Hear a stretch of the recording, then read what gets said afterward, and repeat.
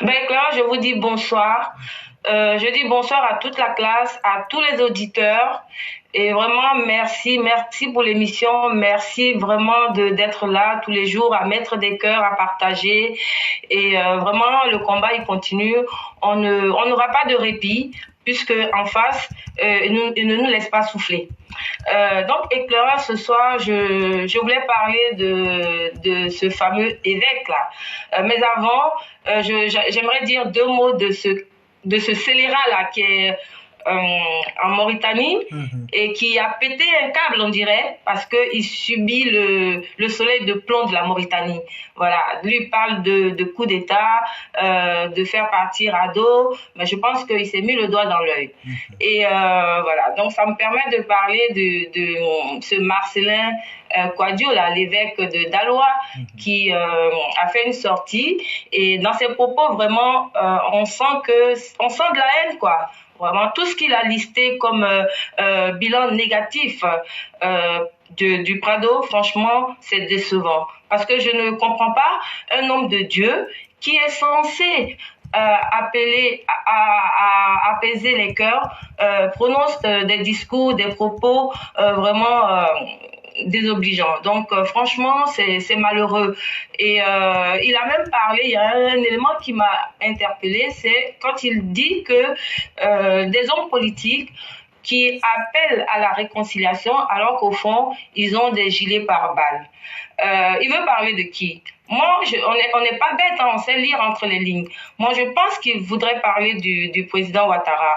Qu'est-ce qu'il croit? Mais c'est normal que le président Ouattara ait un gilet pare-balles, si vraiment il en a un, et que sa sécurité soit renforcée. Parce que par rapport à ce que Steve Biko vient de dire là, par rapport à la vidéo que vous avez fait passer, eh ben, ils ont des velléités de coup d'État. Donc, ils voudraient que le président Ouattara ne se protège pas et qu'il atteigne en plein cœur ou quoi. Donc, c'est normal que le président Ouattara soit protégé, que sa sécurité soit renforcée et qu'il ait le gilet pare-balles quand dans ses déplacements. C'est normal. Voilà. Donc, je pense que cet évêque-là, ce sont des gens qui sont corrompus. Ça se trouve, il a été corrompu peut-être par Bédier ou par le PPACI de Gbagbo, et donc voilà, amené là pour dire ce qu'il a dit. Ce n'est pas normal. Les hommes de Dieu n'ont pas à tenir ce genre de propos, parce que là où les religieux musulmans appellent à la cohésion, à la paix, au vivre ensemble, eux, ils tiennent des discours xénophobes, des discours haineux. Pourquoi? Pour amener une guerre des religions. Ce qui n'est pas sérieux. Et j'espère que les autorités vont vraiment être sur le qui-vive et ne pas négliger ce genre de propos et prendre les devants, parce que on ne peut pas laisser prospérer ce genre de personnes. Quand il nous dit que il ne bénéficie pas tout le monde ne bénéficie pas de la prospérité économique.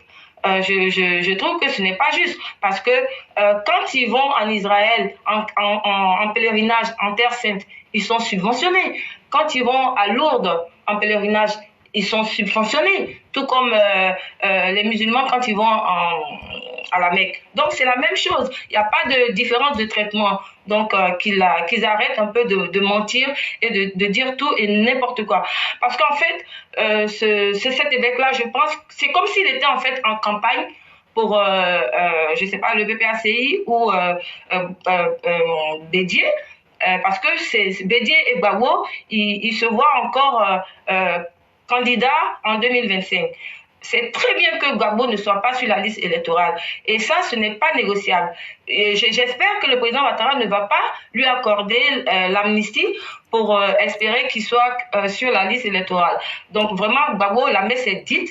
Nous aimerions que vous preniez votre retraite politique. Parce que de toutes les façons, quand on vous voit, éclaireur l'a dit, avec votre deux tons, mais en fait, c'est le signe de l'usure. Parce que Gbagbo est fatigué. Gbagbo n'arrive même pas à marcher. Quand il parle, on n'entend même pas. Il n'arrive pas à articuler. Donc, Monsieur Gbagbo, prenez votre retraite afin que nous soyons tranquilles. Parce que, en fait, c'est comme s'il veut,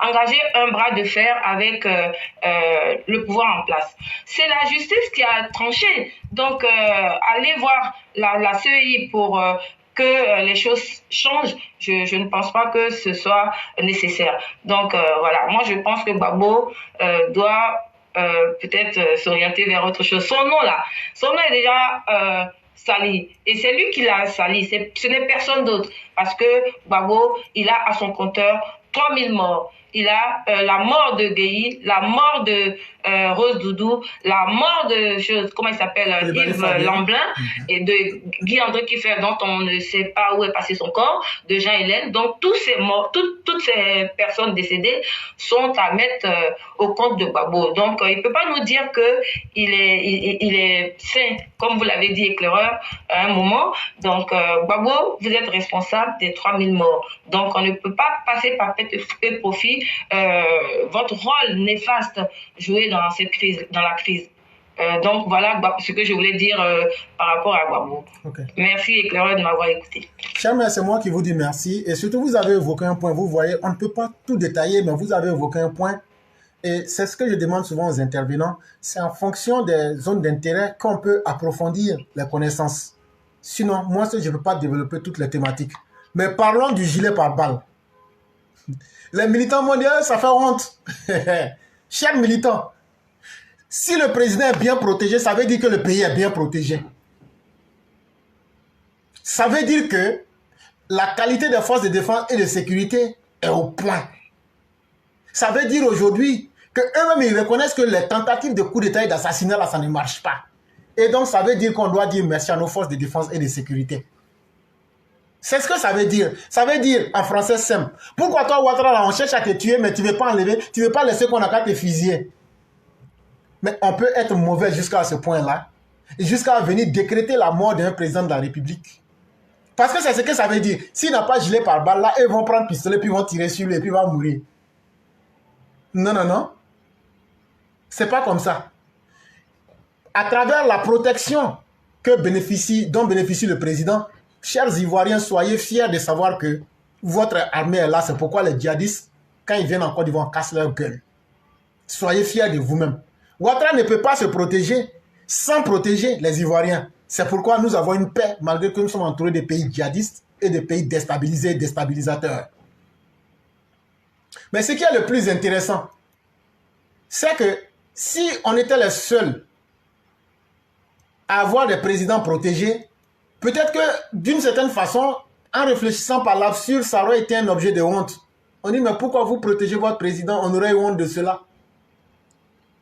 Mais ce qui est le plus intéressant, c'est que la Côte d'Ivoire n'est pas le seul pays qui protège son dirigeant. Mais ce sont les États qui se respectent, qui ont les capacités de protéger leurs dirigeants. Et j'ai une liste en face de moi ici qui nous dit, voici les 8 présidents les plus protégés au monde. Le premier président, c'est Kim Jong-un, le président et le leader de la Corée du Nord. Après vient Tayyip Recep Erdogan, le président de la Turquie. Après vient Shinzo Abe, qui était, je crois, le premier ministre japonais. Après vient la reine Elisabeth II. Et après venait le président Alpha Condé, c'est une vieille liste. Et après, en 6e position, venait le président Donald Trump. Et en 7e position, venait le président Vladimir Poutine. Et en 8e position, effectivement, il y a le nom d'Alassane Ouattara aussi qui est là. Mais je crois qu'entre 1 et puis 8, là, quand on cite là, je crois que en termes de protection, là, ils sont partis du plus protégé au moins protégé. Mais si vous trouvez que le moins protégé, même qui est Alassane Ouattara, là, vous trouvez que son système là vous a désorienté, c'est que nous sommes fiers d'Alassane Ouattara. Ça veut dire que c'est un garçon parmi les garçons. Sinon, ceux qui ne se protègent pas là, ce sont les chasseurs de pèderies, les dozos qui les ont cueillis comme des fruits pourris. Comme Alassane Ouattara, lui, n'est pas un fruit pourri comme Laurent Gbagbo.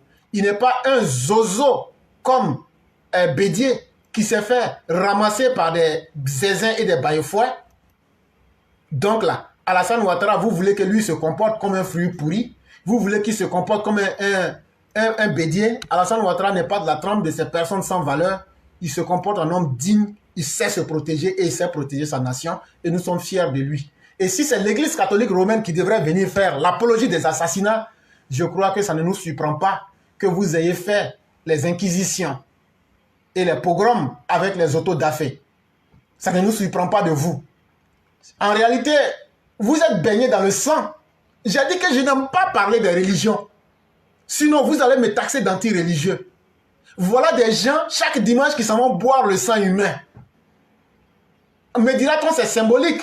Mais une religion qui est basée dans le sang, qui nage dans le sang, et qui mange de la chair humaine, puisque les dimanches, vous faites la symbolique de la chair du Christ, et vous faites manger ça, des anthropophages. C'est très dangereux quand on évite des gens sous le sceau de Dieu pour leur faire manger de la chair humaine et leur faire boire du sang en apéritif. Me dira-t-on, mais c'est dans du symbolique. Mais c'est sur ce sang et la chair. Il y a combien de pays qui ont été détruits? On a détruit les chairs humaines. C'est la symbolique. Mais vous l'exercez dans le réel, en faisant tuer des milliers de personnes, en versant leur sang. Et donc vous êtes en réalité des adorateurs du bas astral. Sinon, quelqu'un qui dit qu'il doit s'élever pour aller vers la divinité, Jésus-Christ n'a jamais fait le culte que vous faites là actuellement. En réalité, je vais rentrer dans l'histoire de l'Église catholique romaine. L'Église catholique romaine est une pure invention. Lorsque les Romains, ayant vu qu'ils ne pourront pas être capables de contrôler les Juifs, et en réalité, sachez que l'Église lui-même, comme dit le Christ, je ne suis point venu pour abolir la loi des prophètes, mais plutôt pour l'accomplir. Jésus-Christ lui-même n'a jamais dit qu'il n'était pas un Juif, donc il n'a jamais dit qu'il n'était pas sous la loi de Moïse. Il dit, je suis sur la loi de Moïse. Je suis venu simplement pour vous expliquer les mauvaises choses que vous avez mises dans la religion là. Je suis venu pour vous expliquer, puis vous aider à progresser. C'est pourquoi il créait des oiseaux. Ça ne veut pas dire oiseaux physiques, ça veut dire des individus dont il permettait que l'esprit puisse s'envoler et prendre leur envol. Parce que le but de toute spiritualité, c'est de libérer l'homme pour que l'homme même fasse son voyage seul vers Dieu. Parce que quand tu meurs là, tu vas seul vers Dieu. Et donc, qu'est-ce qu'ils vont constater? Ils se disent, mais ceux-là, on ne pourra plus les avoir par la violence. On a aussi besoin il faut qu'ils soient vivants pour les utiliser pour atteindre nos fins politiques. Et qu'est-ce qu'il faut faire? Il faut faire un syncrétisme religieux. Vous avez provoqué les gens, on va dire votre vrai nom maintenant. L'Église catholique est l'ennemi même de Jésus-Christ. Parce que ce syncrétisme qui est fait là, ils ont pris la croix, mais en réalité, ce sont des dieux païens romains qu'ils adorent. Et derrière ces dieux païens-là, il faut donner l'impression d'avoir fait un syncrétisme avec la chrétienté. Et donc, ils vont passer au traité de Nicée. Ils vont balayer plusieurs chapitres du livre et prendre ce qui les arrange. Et ils vont former la Bible actuelle que vous avez en main. Voilà ce que l'Église romaine a apporté et qu'est l'Église catholique aujourd'hui. Et donc, quelqu'un qui adore un dieu païen, c'est chose normale qu'il puisse boire le sang, qu'il puisse utiliser la chair humaine, qu'il puisse prospérer par la pédophilie. Et donc, quand ils ont ces représentants partout, est-ce qu'on ne vous connaît pas, vous, les prêtres et autres? Est-ce que vous n'êtes pas des agents de renseignement pour les puissances extérieures? Si vous voulez qu'on dise tout, on va tout dire en un seul jour aussi. Est-ce que vous ne faites pas de l'espionnage au profit de beaucoup d'États? Vous pensez qu'on ne vous connaît pas? Ils se cachent dans les sous-tannes là, mais ce sont des agents de renseignement pour des puissances occidentales. On va tout dire maintenant. Donc vous avez intérêt à vous calmer. Et vous avez intérêt à jouer votre rôle malsain. Mais ne pensez pas qu'on ne vous connaît pas ou bien que vous êtes trop protégé. C'est faux. Et donc, cher mère, c'est ce que je voulais ajouter. Ok, Claire, merci. Je pense que je vais laisser la parole comme il y a du monde. Il n'y a pas de problème. Et voilà. Il n'y a pas de problème. Ok. Merci bien. Bonne émission à tout le monde. Et puis encore une fois, merci. Merci pour votre courage. Merci pour votre dévouement. Le combat continue. Allez, bonne soirée à tous. Je reste à l'écoute. Je vous souhaite un excellent week-end. Merci pareillement. Merci beaucoup.